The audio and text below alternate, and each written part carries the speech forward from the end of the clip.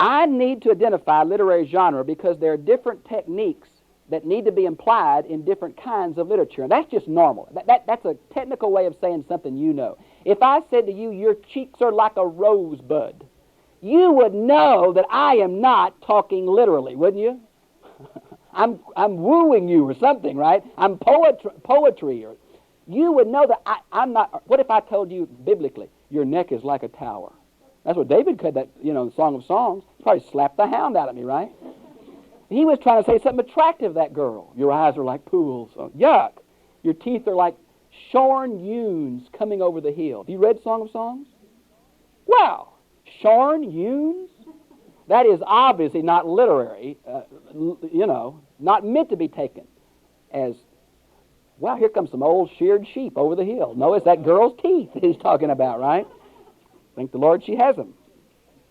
So here are the different kinds of literature as I see them. A, poetry. I'm under B1, little a. B, proverbs. A, poetry. B, proverb. C, prophecy. Poetry, proverb, prophecy. Gospel. Gospel. I'm talking about Matthew, Mark, and Luke. There's a different time than any other literature. And then E, letters are historical narrative. Letters are historical narrative. Kings is a historical narrative. Letters is like Paul's writings, okay? Now I want to go back through that. Poetry, proverb, prophecy, gospels, letters, and historical narrative. And I want to put for you the smallest literary unit that you do. Now, I've been talking about paragraphs, right? Because I'm in Romans, and Romans is a letter. So you know that under E, the smallest literary unit in letters and historical narrative is what you're so used to is what? Paragraph. That's the smallest little contained thought that ought to go in your detailed outline, is paragraph. But what about poetry? It's not paragraph in poetry. It's stanza or strophe. Now, I hope you have a Bible, and you ought to get one if you don't, that shows you several items in this Bible. Let me see if I can find... Okay. You ought to have a study Bible that does several things. Number one, it shows you paragraph divisions, here by bold numbers. It shows you quotes from the Old Testament, usually in all caps, indented, and it shows you lines of poetry. Now, the lines of poetry in Proverbs, Proverbs and Psalms and those kind of things will usually be indented like paragraphs, but they're not paragraphs because they don't have full lines, right? They stop. So you know it's poetry. You want to take... Now, I'm not a great analysis of Hebrew poetry. You aren't either. I'm depending on these translators to have accurately told me what the beat is. Is it a 1, 2, 3, 1, 2, 3, or is it a 1, 1, 1, 2, 2, 2? They're going to tell you the way they translate this. So what you're going to do is take these stanzas or strophes instead of paragraphs. There's going to be one central thought for every one of these groupings, right? Not 8 thoughts. You can't build a theology of eschatology on one of these things. One central thought, just like a paragraph. Only one central thought for a set line of poetry, okay? So it's a stanza. What about for Proverbs? Now, here's a little different, so listen to what I'm going to say to you. This may really help you. If you've read Proverbs, you know what I'm going to say. The standard literary unit for a proverb is a proverb. Right? You're trying to capsule thought units. The smallest thought unit in historical narrative or letter is a paragraph. The smallest thought unit in poetry is a stanza or strophe. The smallest thought unit in a proverb is other proverbs of the same subject. The smallest thought unit in a prophecy is the whole oracle. Now, what am I saying? You say, yeah, but Ezekiel's got one 20 chapters long. Yes, and it's got one major thrust. Here's where you can make prophecy mean anything. Prophecy is wild stuff. Wouldn't you buy that? The little woman with the wings is down in the basket, and you cover her with a lid, and 2 come and carry her off with stark wings and take her to Babylon. You can make it the rainbow bread truck or something if you wanted to. So I would say make sure you know how far that one subject of prophecy goes and tag it with a major emphasis. This is about the second coming. This is about the restoration of the people of God. This is about whatever. And then make sure that none of your little interpretation ever violates what? That major truth. It's a way of protecting you from what? Reading all of your systematic theology back into an Old Testament prophecy. I'll get into that a little bit. But the basic unit in prophecy is the whole oracle, the whole subject matter. So Daniel chapter 6 through 12 is one oracle. Capture the essence in one thought before you fight with what chapter 9 means. Now, the Gospels. This is harder because we tend to say, well, I got 4 of them, I'll just compare them. Do not compare Gospels until you really know what the one you're reading and interpreting is trying to do with that piece of information. Don't go to Mark until you know what Luke says with that, right? Because we think that all of these are meant to be compared. These writers did not know we were going to compare their 4 different deals. They didn't think we'd have a Bible with 4 of them in it we could run back and forth. They used that particular event or saying in Jesus' life to teach a truth. Make sure we know how they've used it and what they've used it for before we go to another gospel writer who may have used the same words and the same event for a different purpose. Right? So don't compare until you're sure you know what that gospel is saying specifically with that thing. And you say, well, Bob, what's the literary unit of the gospel? Okay? It's the subject, the event, the setting, or the truth. If I'm in the Sermon on the Mount, I've got to have chapters 5, 6, and 7. And you can't get letters. But if I'm the healing of blind Bartimaeus, it's less than a whole chapter, right? I just got to make sure I got all the blind Bartimaeus story. He's coming into town, and he sees this guy, and he cries out, and the guys say, don't mess with him. And you see, I've got to make sure I got the whole thought. That becomes the basic unit. It may cover several paragraphs, may cover several chapters, but I got to capsule the thought, capsule the unit, capsule the subject. Example. Do you realize that in Luke 15 and 16 are a set of 5 related parables? And they're related to the unbelief of the Pharisees. I dare not interpret the 5th in 5 differently than I interpret the first 4. You see, the rich young ruler can't be totally separate from the lost sheep, lost coin, lost son. They're in a unit, and the unit is what? Jesus confronts the Pharisees over their unbelief. So I have to see how the unit starts. The Pharisees are the target, not the church, the Pharisees. Then I have to see the 5 parables he told, and then I got to see how, if hopefully he says anything at the end going out. If I pull a parable out of that series without even realizing I'm in a series of parables, I'm going to misinterpret that parable. And I'm usually going to read into that what I want to say. Right?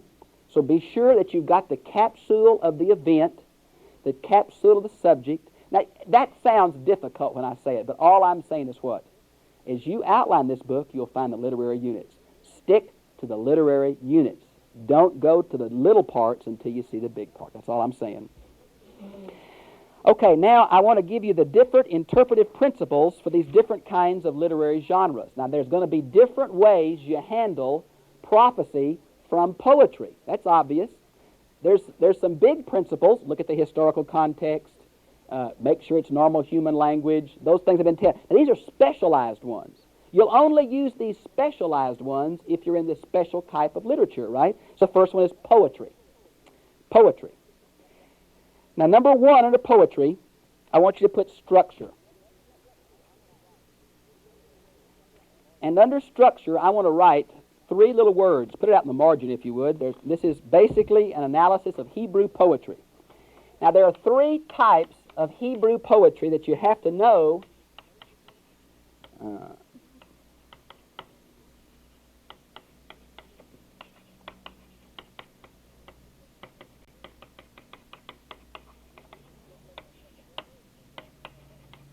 Now, these are a little more technical words, but they'll make sense when I say them. Synonymous, antithetical, and synthetic. Now, all that means is that Hebrew poetry is not like English poetry. It is not a play on rhyme. It is not a matching of the initial consonants or a matching of the ending sound. It's not rhythm. It's not rhyme. It's not sound. What is it? It's thought. It's thought parallels. Now, in thought parallels, there are three kinds of thought parallels in the Bible. If you do not know this, you will misinterpret poetry. Sometimes poetry is saying the same thing in several lines by using different words. The Lord came from Mount Zion. The Lord flew from Jerusalem. The Lord comes from the temple. Now, what is that? Synonymous parallelism. And the whole key is God came from His temple, right? From Jerusalem, from the city. Every line is saying the same thing except a little different way. Now, this kind is exactly opposite. The Lord is righteous, but His creation is sinful. It's exactly antithetical, exactly opposites. It's a play on the exact opposite of them. Now, this one is a building one. It's kind of a structuring. It'll say one thing here, and it'll add a little thought, and a little thought, and a little thought. I'll give you a good example. Psalms 19. First is the synonymous part. The law is, the Torah is, the teachings are. The subjects are synonymous. They're parallel synonymous. But the object, the law is, it's going to say, sweeter than honey. The law is justifying the righteous. The law is making wise the simple. Every one of those is adding a new thought to what the law does, right? So the nouns are all on the law of God. But the objects, each one tells you a little something new about what the law does in our life. That's synthetic parallelism. So when you're interpreting poetry, see if you can find what it is. It's going to say the same thing or exactly the opposite, or it's going to build. If you know that, it'll give you a key to interpreting Hebrew poetry. Number 2, it is figurative, not literal. Mercy sakes, don't get trees jumping around. You'll make people awful nervous, especially in foreigners' country. It's figurative, it's meant to be figurative. Number 3, find the central truth. Do not push details. Find the central truth. Do not push details. And of course, in poetry, the central truth of what? The stanza, the strophe, where your Bible shows you it looks like a paragraph division, but it's not. It's a strophe division. There should be one central truth for about 5 or 6 to 8 to 10 lines. Just one major thought. Don't push all the details through there. Just one major thought. Now, the number B is Proverbs. Proverbs. There are Proverbs throughout the Bible, but there's a whole lot in, of course, the book of Proverbs. Proverbs. Number 1, look for application for daily life. That's the key. Those things are not theology, they're application truths. Look for application to daily life. That's a key.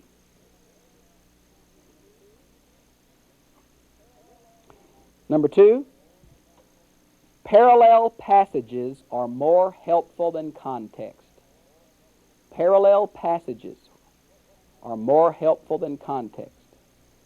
What comes before and after is not as helpful here as where that same subject is dealt with somewhere else in the book or the Bible, in another proverb. Number 4, this is I hope you hear this real well. Proverbs are general truth, not always particular truth. Now, Proverbs are general truth, not always particular truth. Let me give you an example. Honor your father and your mother, that your days may be long in the land. Let's just assume for me that's a proverb and not part of the 10 Commandment deals. If that was a proverb, I would say this. The general flow is that if we have a strong family life, and if we are kind and generous to our parents because God has given them to us, that the general trend is that we're going to have a longer life than if we didn't. Now, the hang-up comes, here is Sally Sue. She was good to her parents, but died at 22. Now, I can't explain why Sally Sue died at 22. But that proverb is still true even though Sally loved her parents and died early. You hear what I'm saying? Proverbs are general truths, but sometimes you have trouble applying them to individual lives because there are exceptions to these proverbs, right? So proverbs are general truths, not dogmatically individualized. Okay, the next one is prophecy. Prophecy. How many have I given you under prophecy? 5? 5? Okay. Number 1, historical context is crucial. Exclamation point, exclamation point. Historical context is crucial.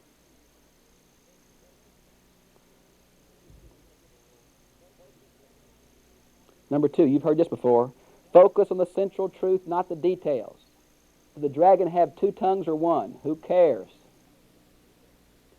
Did he have 5 wings or 8? Just try to find what that dragon is, if possible. Don't worry about how many whiskers he has on his left nostril. Number 3, there is a possibility of multiple fulfillments.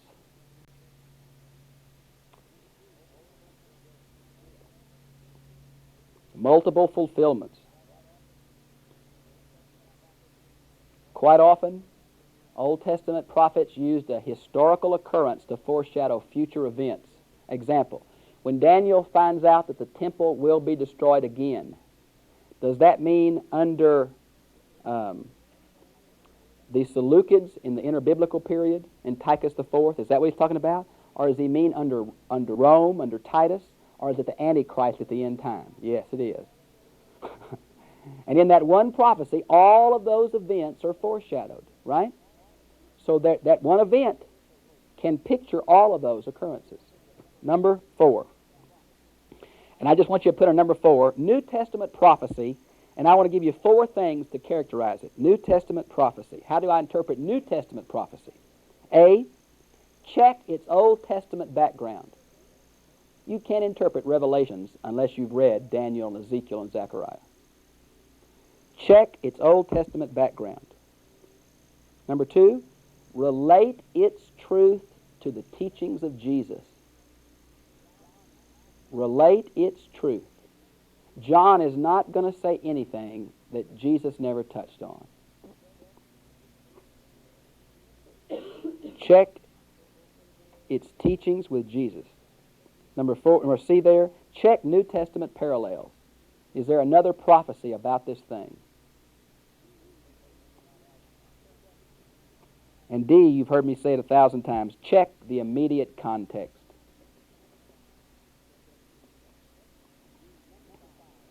Check the immediate context. Now, number 5, messianic prophecy. Messianic prophecy. Remember that messianic prophecy has 2 primary goals or focuses. And don't mess these up or you'll really misinterpret some of these passages. Sometimes messianic prophecy talks about the Bethlehem experience, and sometimes messianic prophecy talks about the second coming experience, right? And don't mix those up, because you really foul up the prophecy. Sometimes it's the incarnation, the breaking into history of God's suffering servant to save us. But other times it's breaking into history of the judge of the universe, the King of Kings. So the Messiah has come once and will come again. Prophecy has those parallels. Now, number D is the Gospels. What's unique about the Gospels? And I've said this before, I'll re-say it. Comparison often is not as helpful as context. Now, what do I mean? Don't go to John to find out what Mark said. Read the chapter before and see what Mark said, right? The context in Mark will tell you far more than the same passage in John. So make sure you know how Mark is using the material you want to interpret before you compare Matthew, Mark, and Luke. Okay? Number 2, identify literary units and their genre. Genre is G-E-N-R-E. What am I saying here? You're not going to interpret a parable the same way you interpret what? The Sermon on the Mount. Hopefully. A parable is a unique kind of literary unit. Jesus walked from Galilee to Jerusalem. That's totally different. That's historical narrative. That's different from Jesus told a story about a fig tree. So be sure you've got the literary unit. How many paragraphs deal with this subject? And make sure you know what kind it is. Is it parable? Is it prophecy? Is it historical narrative? Is it story? Is it oriental overstatement? Is it a metaphor? Is it just an account? Number 4.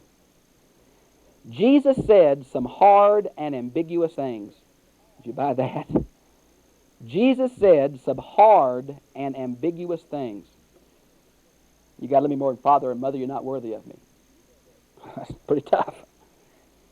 Jesus said some hard and ambiguous things. Focus on the obvious. Why kill ourselves on the 5 passages we do not know and neglect the 450 we do know? Why get so mad over what you can't interpret when you can interpret 95% of it, right? Don't get hung up on the hard, difficult. Focus on the obvious. That'll solve 9/10 of your problems in interpretation, right? If Jesus has said some hard and ambiguous things, maybe it's not for you, friend. Maybe it's not for our day. Maybe it's not for our setting. Maybe someday it will be obvious. You don't have to understand all the Bible to meaningfully know the Bible, right? Because you ain't ever going to understand all of it. So don't get uptight if you can understand what Jesus said to Nicodemus. John 3:16 is pretty clear. If you're not sure what flesh and spirit or flesh and water meant or spirit and water, don't miss what John said about Nicodemus and Jesus' talk because you don't know what water and spirit mean, right? So just say, I don't know this one, but the rest is pretty obvious. If you'll interpret the obvious, you'll know more of the Word of God than you could ever imagine. Then go to the commentaries and find what they think about the difficult ones. You'll find they don't know either. Okay, I want to add number 5 to the Gospels. Do you have 5 on yours in the Gospel? Okay.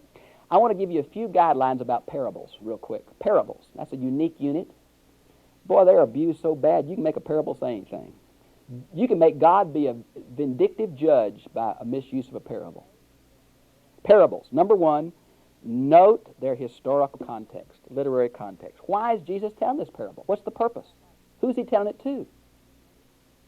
Context. Number 2, there is one central truth. Don't push the details. Have you heard that before? The central truth is the thrust of the author. You can't push all the details. And number 3, do not build doctrine on parables or figures of speech either, or illustrations. Do not build doctrine on parables. They're meant to convey one simple truth from life, not build huge systems of theology on. Now, number E, letters and historical narrative. Letters and historical. I'm almost through. 3 more here, and we're almost to a place we can stop easy. I've given you a few readings there underneath that on how to interpret the Bible, so if you didn't pick all this up, here's 3 good little books that'll help you in every areas I've talked about. Under E, letters and historical narrative. Number 1, this is the easiest genre to interpret because it's just obvious, normal human language, right? This is really easy, and this is most of the Bible. It's the easiest to interpret. Number 2, the context, both historical, and I mean that the historical setting, and the literary unit is the key to interpreting this type of material. The background and the structure of the author's thought. Most of these will come easy with just those 2 things. And number 3, paragraph is the key interpretive unit. Paragraph. There's one truth in that paragraph. Now, I feel like you may be getting bogged down in some of this technical stuff because all I'm trying to do, I don't know how much background you've had in simple outlining. When you were in school, did they teach you how to outline your reference book so you would know the content? If they did, you know what I'm trying to do to you. There is a way to see the thought of the author by just outlining the content. That's all I want you to do. Get the major thrust, get the subpoints, get one central thought for each, and you've got the interpretation of that book. You say, but Bob, I don't know what the left ear of the dragon means. Forget the left ear of the dragon. You got the rest of the dragon down there, right? If you understand the overall thrust, you've got the author's intent. Don't push what you don't know. Focus on what you do, and you'll be amazed how much you know. It'll just overwhelm you how much you can know by just reading the Bible. I think it's wonderful. Boy, it'll free you. If this has been confusing to you, but you feel like it's valid and interesting, these 3 little books or paperbacks, they're good. I would recommend C or B, and these will be helpful. Now, under identify grammatical relationships. Well, I'm not good in grammar. I would assume most of you aren't either. Can you identify all the parts of speech in a sentence? Can you outline it and all that? Some of you could diagram it. It's harder for me, but it's so important in interpretation. How do I do that if I don't major on the original language? You do it by comparing translations, right? These translations are scholars' attempt to put into English idiom the structure of the original. And what do you mean by comparing structure? Okay, let's just take an example.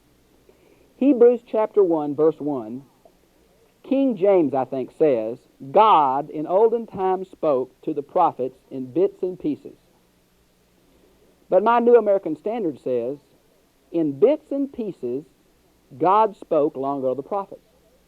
Now, does God spoke come first, or does bits and pieces come first? Now, the reason that's very important is, in English, what comes first is what? What is being emphasized. Now, is Hebrews 1:1 telling me that God has spoken, revelation, or is Hebrews 1:1 telling me how God has spoken? Is the focus of that verse on God has spoken, or is the focus on how God has spoken? King James implies the focus is God has spoken. New American Standard implies the focus is how God has spoken. Well, the Greek text has the words, in bits and pieces and in many different ways God spoke to the prophets of old. New American Standard is the right one. Now, you may not know that. You just know they don't have this the same. Why would one of them have the subject pulled out?